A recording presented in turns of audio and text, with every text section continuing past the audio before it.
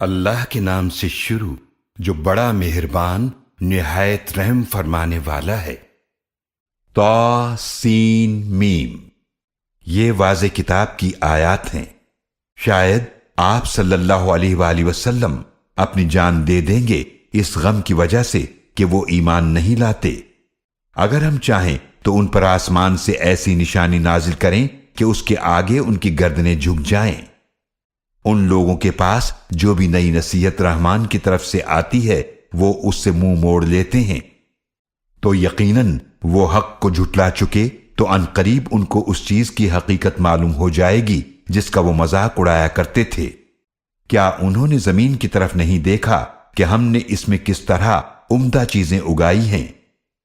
بے شک اس قصے میں ضرور نشانی ہے، اور ان میں سے اکثر ایمان لانے والے نہیں، اور بے شک آپ کا رب ہی بہت غالب نہایت رحم فرمانے والا ہے۔ اور جب آپ کے رب نے موسیٰ علیہ السلام کو ندا دی کہ تم ظالم قوم کے پاس جاؤ، یعنی قوم فرعون کے پاس، کیا وہ لوگ اللہ کی نافرمانی سے ڈرتے نہیں؟ موسیٰ علیہ السلام نے عرض کیا، اے میرے رب، میں ڈرتا ہوں کہ وہ مجھے جھٹلا دیں گے، اور میرا سینہ تنگ ہوتا ہے اور میری زبان خوب روانی سے نہیں چلتی، پس تو ہارون علیہ السلام کی طرف بھی نبوت بھیج دے۔ اور ان کا میرے اوپر ایک قتل کا الزام بھی ہے، تو میں ڈرتا ہوں کہ وہ مجھے قتل نہ کر دیں۔ اللہ نے فرمایا، ہرگز ایسا نہیں ہوگا، لہذا تم دونوں ہماری نشانیاں لے کر جاؤ، بے شک ہم تمہارے ساتھ سننے والے ہیں۔ لہذا تم دونوں فرعون کے پاس جاؤ، پھر کہو کہ ہم تمام جہانوں کے رب کے بھیجے ہوئے ہیں کہ تم بنی اسرائیل کو ہمارے ساتھ بھیج دو۔ فرعون نے کہا، کیا ہم نے تمہیں بچپن میں اپنے پاس نہیں پالا تھا، اور تم نے ہمارے پاس اپنی عمر کے کئی سال گزارے، اور پھر تم نے کر ڈالا اپنا کام جو تم نے کیا، اور تم تو ناشکروں میں سے ہو۔ موسیٰ علیہ السلام نے فرمایا، میں نے وہ اس حال میں کیا جبکہ مجھے پتا نہیں تھا، تو میں تمہارے پاس سے چلا گیا جبکہ مجھے تم سے خوف ہوا۔ پھر میرے رب نے مجھے حکم یعنی نبوت اور علم عطا فرمایا اور مجھے رسولوں میں سے بنایا، اور یہ کوئی احسان ہے جو تم مجھ پر جتا رہے ہو جبکہ تم نے بنی اسرائیل کو غلام بنا رکھا ہے۔ فرعون نے کہا، اور یہ تمام جہانوں کا رب کیا ہے؟ موسیٰ علیہ السلام نے فرمایا، وہ رب ہے آسمانوں اور زمینوں کا اور جو کچھ ان دونوں کے درمیان ہے، اگر تم یقین کرنے والے ہو۔ فرعون نے کہا، اپنے ارد گرد کے لوگوں سے کیا تم سن نہیں رہے؟ موسیٰ علیہ السلام نے مزید فرمایا، وہ تمہارا بھی رب ہے اور تمہارے پچھلے باپ دادا کا بھی رب ہے۔ فرعون نے کہا، یقیناً تمہارے رسول جو تمہاری طرف بھیجے گئے ہیں وہ ضرور دیوانے ہیں۔ موسیٰ علیہ السلام نے مزید فرمایا، وہ رب ہے مشرق اور مغرب کا اور اس سب کا جو کچھ ان دونوں کے درمیان ہے، اگر تم عقل سے کام لو۔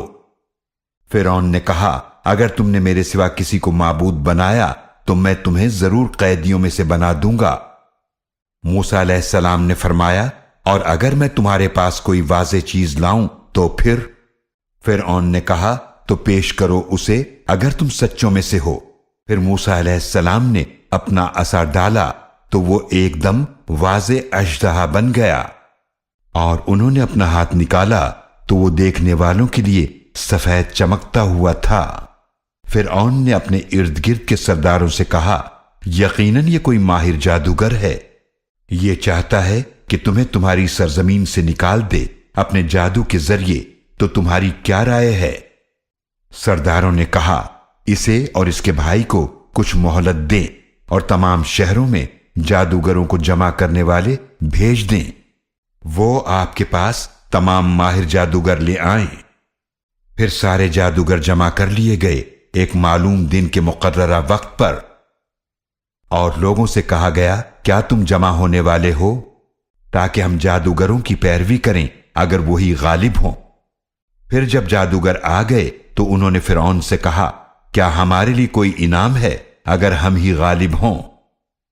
فرعون نے کہا، ہاں، اور تم اس صورت میں یقیناً قربت والوں میں سے ہو جاؤ گے۔ موسیٰ علیہ السلام نے ان سے فرمایا، ڈالو جو کچھ تم ڈالنے والے ہو۔ تو انہوں نے اپنی رسیاں اور اپنی لاٹھیاں زمین پر ڈالیں، اور وہ کہنے لگے، فرعون کی عزت کی قسم، یقیناً ہم ضرور غالب ہوں گے۔ پھر موسیٰ علیہ السلام نے اپنا عصا ڈالا تو وہ اچانک نگلنے لگا ان جھوٹی چیزوں کو جو انہوں نے بنائی تھیں، تو جادوگر سجدے میں گر پڑے۔ وہ کہنے لگے ہم سارے جہانوں کے رب پر ایمان لائے جو موسیٰ علیہ السلام اور ہارون علیہ السلام کا رب ہے۔ فرعون نے کہا تم اس پر ایمان لے آئے ہو اس سے پہلے کہ میں تمہیں اجازت دیتا، یقیناً وہ تمہارا بڑا ہے جس نے تمہیں جادو سکھایا ہے، تو عنقریب تم جان لوگے میں ضرور تمہارے ہاتھ اور تمہارے پاؤں کاٹوں گا مخالف سمت سے، اور ضرور تم سب کو سولی پر لٹکا دوں گا۔ انہوں نے کہا کوئی نقصان نہیں، بے شک ہم اپنے رب کے پاس پہنچنے والے ہیں، بے شک ہم امید رکھتے ہیں کہ ہمارا رب ہماری خطائیں بخش دے گا، اس لیے کہ ہم سب سے پہلے ایمان لانے والے ہیں۔ اور ہم نے موسیٰ علیہ السلام کی طرف وحی بھیجی کہ میرے بندوں کو راتوں رات لے جاؤ، بے شک تمہارا پیچھا کیا جائے گا۔ پھر فرعون نے شہروں میں جمع کرنے والے بھیج دیے اور کہا کہ بے شک یہ لوگ ضرور چھوٹی سی جماعت ہیں، اور بے شک وہ ضرور ہمیں غصہ دلا رہے ہیں، اور بے شک ہم بڑی محتاط جماعت ہیں۔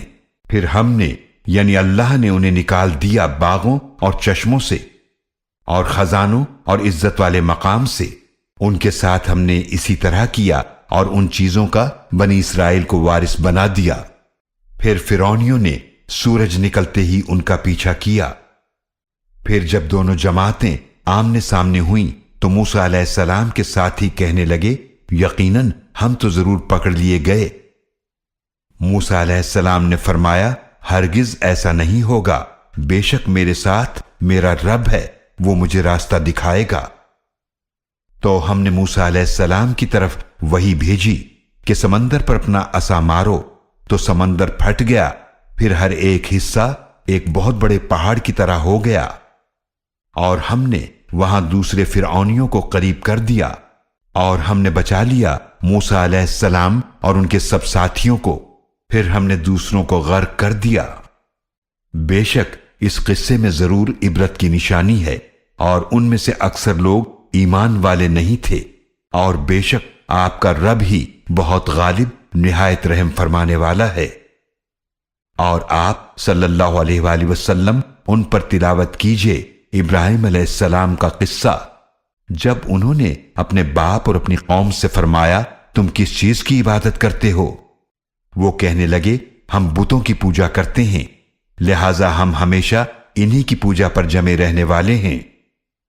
ابراہیم علیہ السلام نے فرمایا کیا وہ تمہاری فریاد سنتے ہیں جب تم انہیں پکارتے ہو، یا وہ تمہیں فائدہ پہنچاتے ہیں یا نقصان پہنچاتے ہیں؟ انہوں نے کہا بلکہ ہم نے اپنے باپ دادا کو پایا تھا اسی طرح کرتے ہوئے۔ ابراہیم علیہ السلام نے فرمایا کیا تم نے ان کی حقیقت میں غور کیا جن کی تم پوجا کرتے ہو؟ تم بھی اور تمہارے پہلے باپ دادا بھی، تو بے شک وہ میرے دشمن ہیں سوائے تمام جہانوں کے رب کے۔ وہ جس نے مجھے پیدا فرمایا تو وہی میری رہنمائی فرماتا ہے، اور وہی مجھے کھلاتا اور مجھے پلاتا ہے، اور جب میں بیمار ہو جاتا ہوں تو وہی مجھے شفا عطا فرماتا ہے، اور جو مجھے موت دے گا پھر مجھے زندہ فرمائے گا، اور وہ جس سے میں امید رکھتا ہوں کہ وہ میری خطائیں بخش دے گا بدلے کے دن۔ اے میرے رب مجھے حکمت عطا فرما اور مجھے صالحین میں شامل فرما، اور میرا ذکر خیر جاری فرما بعد میں آنے والوں میں، اور مجھے بنا دے نعمتوں والی جنت کے وارثوں میں سے، اور میرے باپ کو بخش دے بے شک وہ گمراہوں میں سے ہے، اور مجھے رسوا نہ کرنا جس دن لوگ دوبارہ اٹھائے جائیں گے، جس دن نہ مال فائدہ دے گا اور نہ بیٹے اولاد، مگر جو اللہ کے پاس آیا سلامتی والے پاک دل کے ساتھ وہی کامیاب ہوگا، اور جنت قریب کر دی جائے گی پرہیزگاروں کے لیے، اور جہنم ظاہر کر دی جائے گی گمراہوں کے لیے، اور ان سے کہا جائے گا وہ کہاں ہیں جن کو تم پوچھتے تھے؟ اللہ کے سوا کیا وہ تمہاری مدد کر سکتے ہیں یا وہ خود کو بچا سکتے ہیں؟ پھر وہ اور تمام گمراہ اس جہنم میں اوندھے منہ ڈال دیے جائیں گے، اور ابلیس کے لشکر بھی سب کے سب، وہ سب اس جہنم میں آپس میں جھگڑتے ہوئے کہیں گے اللہ کی قسم یقیناً ہم تو کھلی گمراہی میں تھے جب ہم تمہیں رب العالمین کے برابر کرتے تھے، اور ہمیں تو ان مجرموں ہی نے گمراہ کیا تھا۔ تو اب ہمارے لیے کوئی نہیں ہے سفارش کرنے والوں میں سے، اور نہ کوئی گرم جوش دوست ہے۔ تو کاش دنیا میں ہمیں واپس ہونا نصیب ہو جاتا تو ہم مومنوں میں سے ہو جاتے۔ بے شک اس قصے میں ضرور عبرت کی نشانی ہے، اور ان کے اکثر لوگ ایمان لانے والے نہیں تھے۔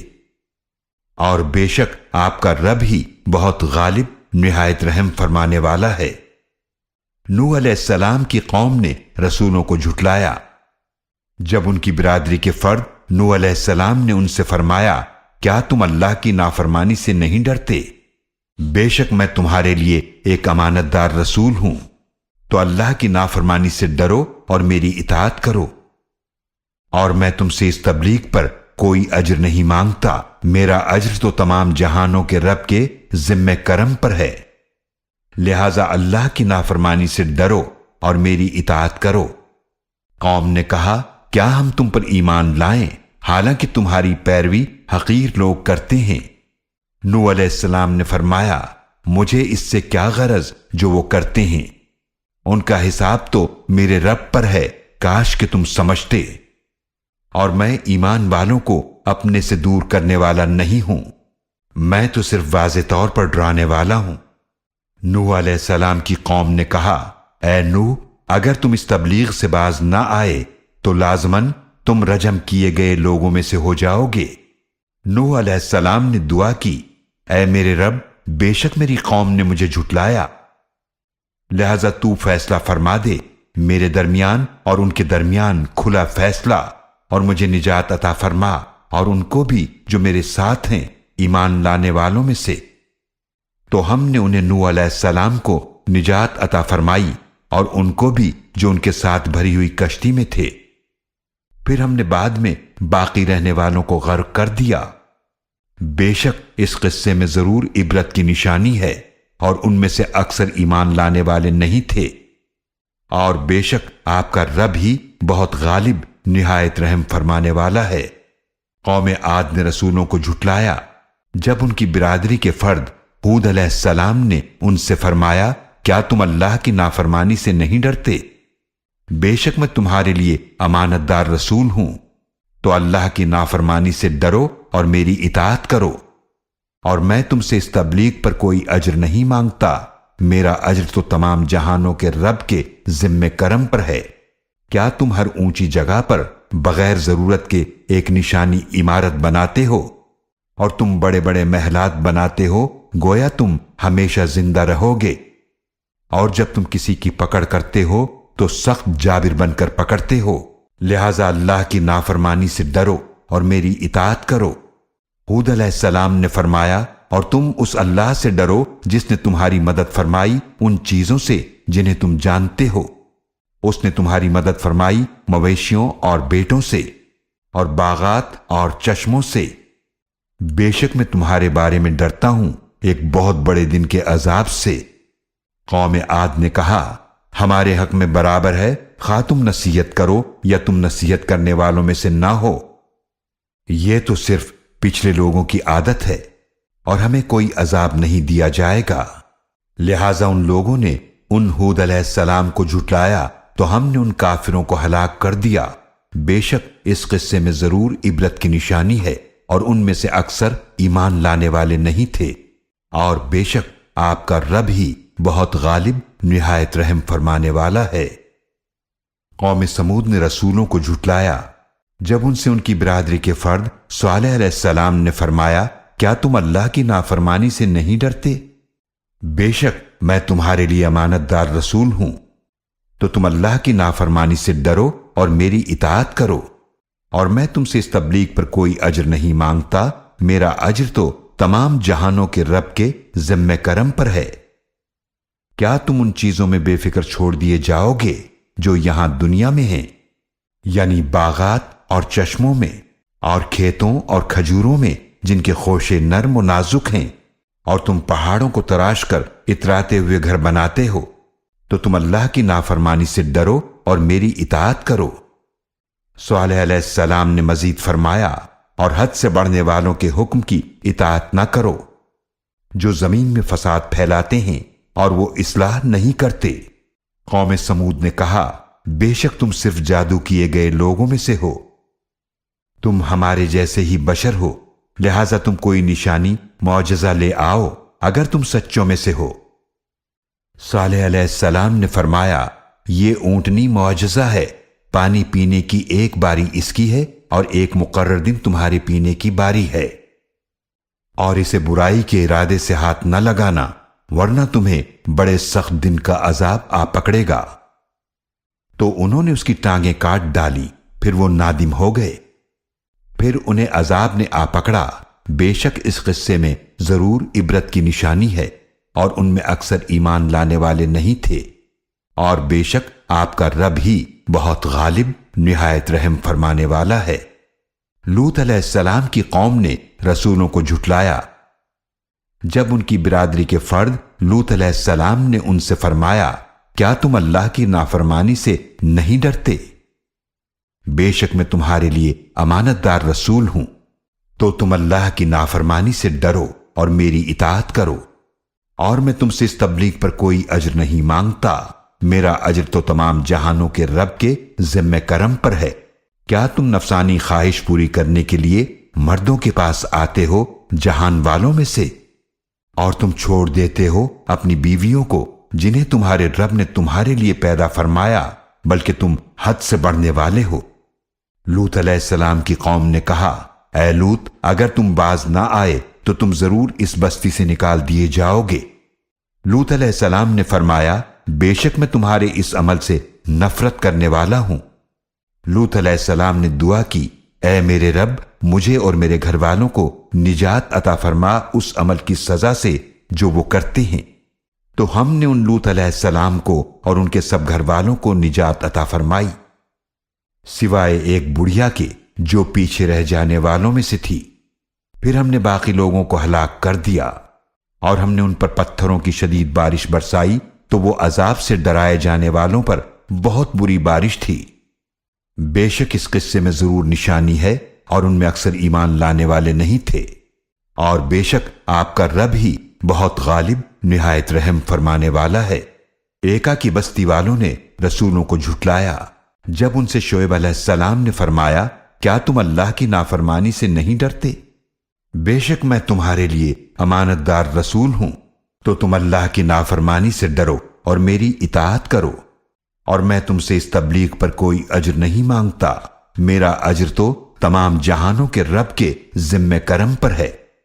تم ناپ پورا بھر کر دو اور تم نقصان دینے والوں میں سے نہ ہو جاؤ، اور سیدھے ترازو کے ساتھ وزن کرو، اور تم لوگوں کو ان کی چیزیں کم کر کے نہ دو، اور تم زمین میں فساد کرنے والے بن کر نہ پھرو، اور تم ڈرو اس اللہ کی ذات سے جس نے تمہیں پیدا فرمایا اور پچھلی مخلوق کو بھی۔ قوم نے کہا، بے شک تم جادو کیے گئے لوگوں میں سے ہو، اور تم ہم جیسے ہی بشر ہو، اور بے شک ہم تمہیں یقیناً جھوٹوں میں سے سمجھتے ہیں، لہذا تم ہم پر آسمان سے ایک ٹکڑا گرا دو اگر تم سچوں میں سے ہو۔ شعیب علیہ السلام نے فرمایا، میرا رب خوب جانتا ہے ان کاموں کو جو تم کرتے ہو۔ پھر ان لوگوں نے انہیں شعیب علیہ السلام کو جھٹلایا تو ان کو سائے والے دن کے عذاب نے پکڑ لیا، بے شک وہ بڑے سخت دن کا عذاب تھا۔ بے شک اس قصے میں ضرور عبرت کی نشانی ہے، اور ان میں سے اکثر ایمان لانے والے نہیں تھے، اور بے شک آپ کا رب ہی بہت غالب نہایت رحم فرمانے والا ہے۔ اور بے شک یہ قرآن تمام جہانوں کے رب کا نازل کیا ہوا ہے، اسے امانت دار فرشتہ جبریل علیہ السلام لے کر نازل ہوا ہے آپ صلی اللہ علیہ وآلہ وسلم کے دل پر، تاکہ آپ ڈرانے والوں میں سے ہو جائیں۔